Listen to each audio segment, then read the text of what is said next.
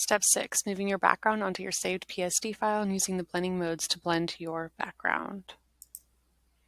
Using your Move tool in Photoshop, and with your unlocked background, you're going to click and drag your image over to your PSD file. This one's a little bit small, so I'm going to resize it. It may be blurry at first. We also may need to rotate the canvas, not a big deal. I'm just going to press Enter. At the top, I'm going to go to Image, Canvas, or Image Rotation, and I'm going to do 90 degrees clockwise. Then we can rotate our animals accordingly. In your Layers panel, make sure that your layer that has your image for your background is moved behind whatever animal layer you have. Again, you can either right-click and isolate layers. You can right-click, merge those two layers to keep them as one, or you can leave them separate if you want to. I'm going to go ahead and turn off these layers so they are no longer visible. I will need them later, so my little animal is turned off.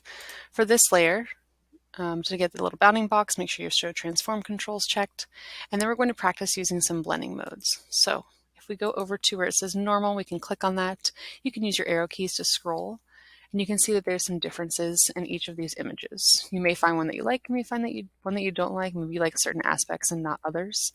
So what you may do is maybe if you like the ground and the sky blending the way that they do, you can duplicate your layer, have a normal one, and then erase the parts from the top layer that you don't want. I will give you an example of that.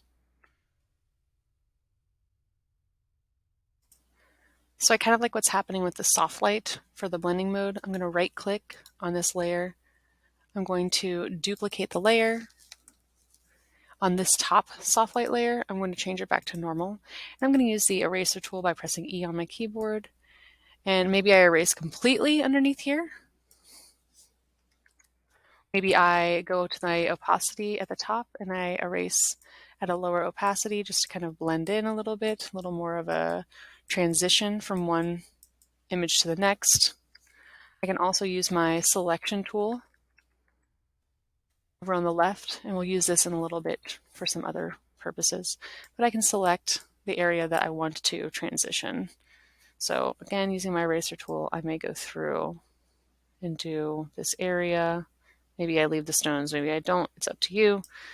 And I can go through and kind of build some sort of transition from the background image to my background color.